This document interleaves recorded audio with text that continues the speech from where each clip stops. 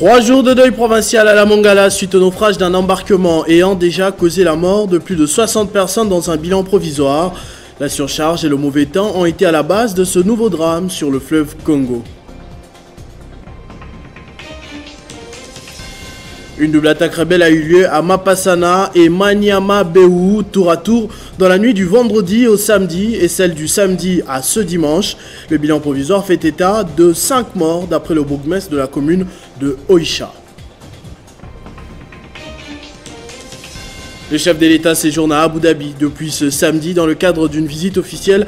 Ce dimanche, son programme prévoit notamment une réunion bilatérale avec son Altesse le Prince héritier d'Abu Dhabi et les ministres émiratis. Le Premier ministre, lui, a lancé le programme de développement à la base de 145 territoires du pays depuis Kenge, dans la province du Kwango. Sur place, Sama Lukonde a insisté sur le rétablissement de l'autorité de l'État. Mesdames et messieurs, bonsoir. À partir de ce lundi, les drapeaux seront en berne dans la province de la Mongala où un grave naufrage sur le fleuve Congo a causé pour le moment plus de 60 morts, des corps repêchés au village Ngengele à 24 km de Bumba. Selon les autorités, la surcharge et le mauvais temps étaient à la base de ce malheureux accident. Pas du tout le premier de ce genre sur le fleuve Congo. En attendant le bilan définitif, des enquêtes sont ouvertes contre des responsables de ces embarcations. 5 personnes sont mortes dans une double attaque des hommes armés dans le territoire de Beni, en province du Nord Kivu. D'après le chef de la société civile, la région, cette double attaque rebelle a eu lieu à Mapasana et à Manyama-Béou, tour à tour dans la nuit du vendredi au samedi et celle du samedi à ce dimanche, comme je le disais tout à l'heure. Des sources officielles contactées par nos confrères de 7sur7.cd dans les territoires de Beni, dont le bourgmestre de la commune de Oicha, confirme la nouvelle. Cette tuerie a impacté négativement plusieurs activités ce dimanche dans la région où l'on constate un déplacement massif des habitants de cette partie de la province du Nord Kivu. Félix Tshisekedi séjourne depuis hier à Abu Dhabi dans le cadre d'une visite officielle. Ce dimanche, son programme prévoit notamment une réunion bilatérale avec son Altesse le Prince héritier d'Abu Dhabi et les ministres émiratis, mais aussi une rencontre avec le vice-président de Mubadala et le directeur général du port d'Abu Dhabi. C'est par l'aéroport présidentiel d'Abu Dhabi que le président de la République démocratique du Congo, Félix Antoine Tshisekedi Tshilombo, est arrivé ce samedi 9 octobre 2021 en fin de journée aux Émirats Arabes Unis. Pour son accueil au bas de la passerelle, l'attendait le ministre émirati des Affaires étrangères et Chakbot El-Naya. Côté congolais, le chef de l'État a été accueilli par une forte délégation des membres du gouvernement, parmi lesquels le vice-premier ministre, ministre des Affaires étrangères, Christophe Lutundula Apala, le ministre d'État, ministre de l'Urbanisme et Habitat Pius Mwabilomba Mokala, ainsi que le directeur de cabinet du président de la République, Guilain Nyembo Mbouizia. Après un bref échange au salon présidentiel d'Abu Dhabi, le cortège du chef de l'État s'est ébranlé vers l'autoroute qui mène à la Corniche, lieu où est établi ses quartiers généraux pour son séjour aux Émirats Arabes Unis. Félix Antoine Tshisekedi Tshilombo est en visite d'État dans les Émirats Arabes. Il y sera question essentiellement des investissements stratégiques. Le président de la République sera reçu par Sheikh Khalifa bin Zayed Al Nahyan, émir d'Abu Dhabi, prince héritier d'Abu Dhabi et vice-commandant suprême des forces armées. Les Émirats Arabes Unis sont un pays de la péninsule arabique, principalement situé le long du golfe arabique. C'est un État fédéral composé de 7 Émirats. Modeste Batiloukwebo a été l'invité spécial à la réunion des présidents du Parlement du G20. Le président de la Chambre haute du Parlement a pris part du 7 au 9 octobre à ses assises de Rome, en Italie, organisées par l'Union interparlementaire en collaboration avec le Parlement italien. Outre les pays membres du G20, la RDC, les Pays-Bas, l'Espagne et le Singapour ont aussi été de la partie au titre d'invités spéciaux. Les questions liées au climat et à l'environnement étaient au menu des travaux. Les participants ont également évoqué les sujets relatifs à la pandémie de coronavirus et à l'insécurité alimentaire.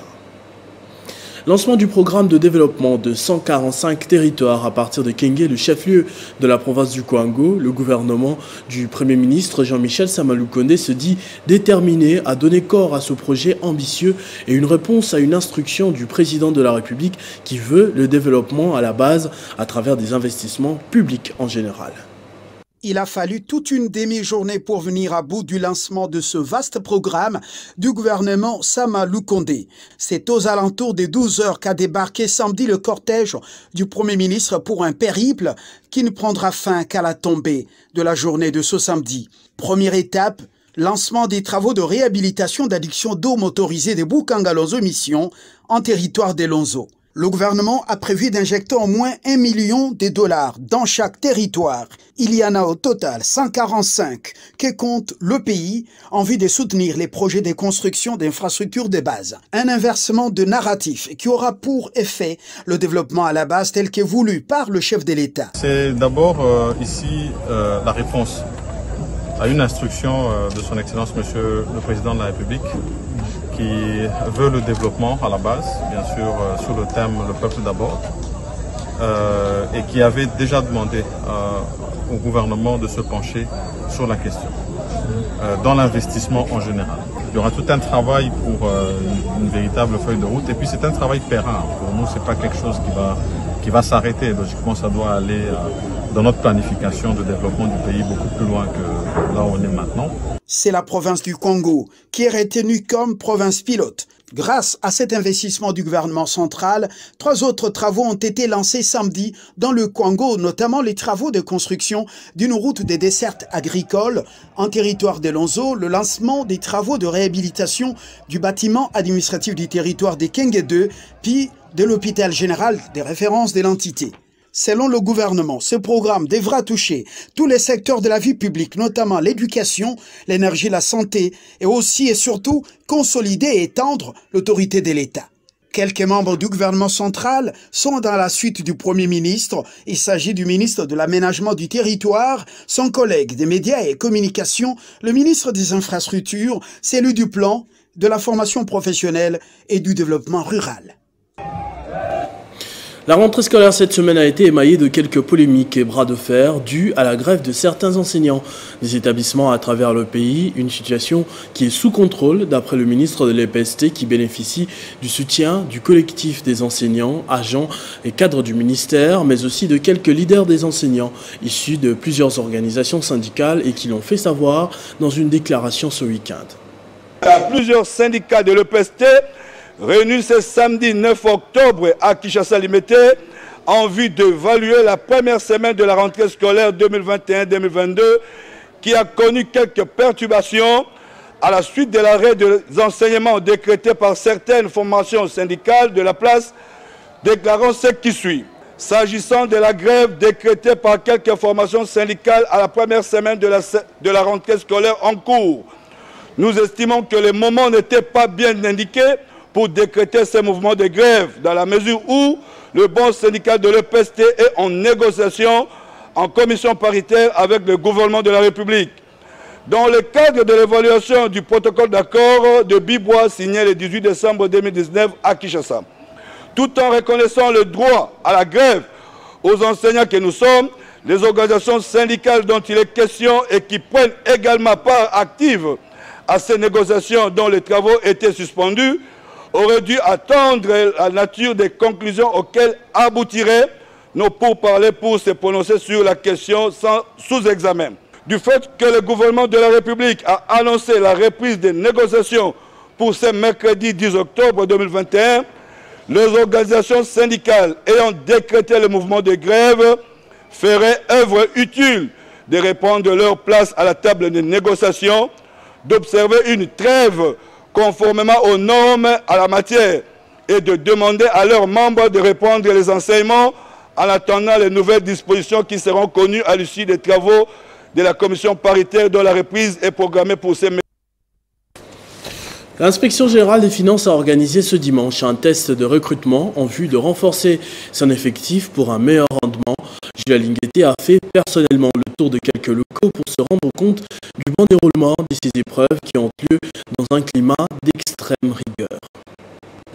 Dès les premières heures de la matinée, des centaines de candidats se sont présentés dans les sites retenus pour passer le test. Du côté contrôle, l'équipe de l'IGF est intransigeante, comme avec ceux qui gèrent les fonds de l'État. Tout le monde est fouillé systématiquement dès les portails avant d'avoir accès aux différents locaux. Une exigence qui s'explique car il y a quelques semaines, un test avait été annulé à cause des soupçons de fraude, nous relate l'adjoint du chef des services. Pour régler le problème, tous ceux qui ont participé au premier test participent au deuxième test, sauf que cette fois-ci, ce sera beaucoup plus lourd. Ils vont faire le test psychotechnique, la dictée, le test psychotechnique et le test professionnel.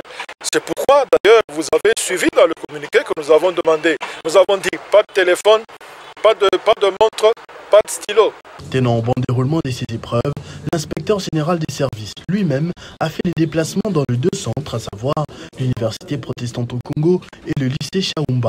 Jules Alinguete affirme que son équipe compte moins de 200 éléments, c'est-à-dire largement en dessous de la moyenne voulue par son cadre organique. Les inspecteurs travaillent parfois pour 2, voire 3, ce qui à la longue pourrait avoir des conséquences néfastes pour le service. Nous avons 3835 candidats qui participent et dans un mois nous aurons à publier une liste qui va reprendre 200 personnes sur les 300 et sur les 200 ils vont participer au jury oral et à l'issue de ces jurys oral il y aura 85 nouveaux inspecteurs qui seront retenus.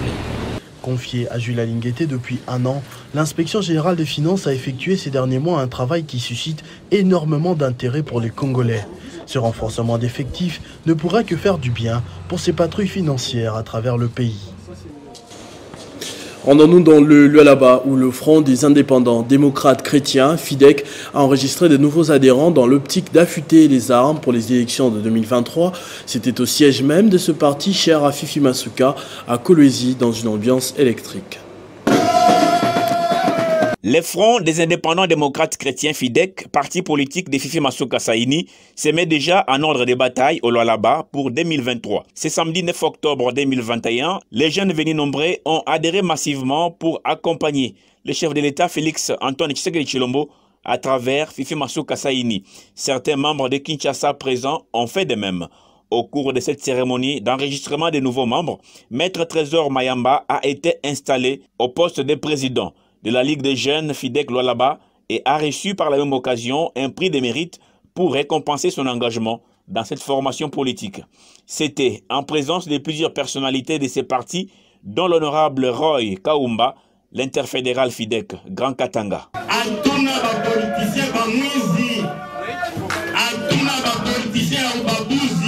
Nous sommes des vrais patriotes au sein FIDEC. En commençant par Maman Fifi Masuka. Je parle de la vision ya Tshisekedi juu ya kusema tuanverse ma anti-valeur. Tusha kusabwana que détournement ni anti-valeur. Tusha kusabwana que corruption ni anti-valeur. Njo mamambo ayendeshe Congo kumbe. Les jeunes de FIDEC Lualaba ont pris l'engagement de donner une majorité écrasante à Félix Tshisekedi aux élections de 2023 et c'est à tous les niveaux grâce à la détermination de Fifi Masuka Saini qui ne cesse de mobiliser ses troupes et surtout grâce à ses nombreuses réalisations comme gouverneur intérimaire d'Lualaba. Impossible, vous le comprendrez, de finir cette édition du journal sans évoquer la personne qui a rendu tout ceci. Tout ce qui est devant vos yeux ce soir et à travers les journées, Jean-Marie Kassamba, le directeur général de l'Espace 50, mais aussi le président de tous les journalistes de Kinshasa, réunis dans l'Union nationale de la presse du Congo. Vous avez été nombreux à lui transmettre des vœux et de bonheur et de longévité pour tout ce qu'il a toujours entrepris et que l'on veut certainement tous voir continuer sur cette lancée. C'est bien à l'occasion de son anniversaire ce dimanche 10 octobre, un peu plus tôt dans la journée, alors qu'il se rendait à Kolwezi, toujours dans le cadre du travail. Jean-Marie Kassamba a eu droit à une magnifique attention de l'équipe de Congo Airways depuis le cockpit. Regardez. Anniversaire Kassamba, anniversaire Jean-Marie, anniversaire Jean-Marie Kassamba, joyeux anniversaire. Quel bonheur d'avoir de vœux de l'équipe la plus performante de notre compagnie nationale. Congo Airways. Ezalaka boye. Voilà, Jean-Marie Kassamba en pleine forme comme on l'aime bien. Joyeux anniversaire une fois de plus au nom de toute la rédaction, à partir du chef Fabien Lumbala, de toute l'équipe technique qui a travaillé ce dimanche et bien sûr de tous les autres. Les vœux de longévité et de bonheur. Ce journal est terminé. Je vous en rappelle tout de suite les principaux titres. 3 jours de deuil provincial à la Mongala suite au naufrage d'un embarquement ayant causé la mort de plus de 60 personnes dans un bilan provisoire. La surcharge et le mauvais temps ont été à la base de ce nouveau drame sur le fleuve Congo. Une double attaque rebelle a eu lieu à Mapasana et Maniama Béou tour à tour dans la nuit du vendredi au samedi et celle du samedi à ce dimanche. Le bilan provisoire fait état de 5 morts d'après le bourgmestre de la commune de Isha. Le chef de l'État séjourne à Abu Dhabi depuis ce samedi dans le cadre d'une visite officielle. Ce dimanche, son programme avait prévu notamment une réunion bilatérale avec son Altesse le Prince héritier d'Abu Dhabi et les ministres émiratis. Le Premier ministre a lancé le programme de développement à la base de 145 territoires du pays depuis Kenge dans la province du Congo. Sur place, Jean-Michel Samaloukonde a insisté sur le rétablissement de l'autorité de l'État. À tous et à toutes, merci de votre attention soutenue. Restez fidèles au programme de votre chaîne Télé 50. Vivez heureux, vivez 100 ans.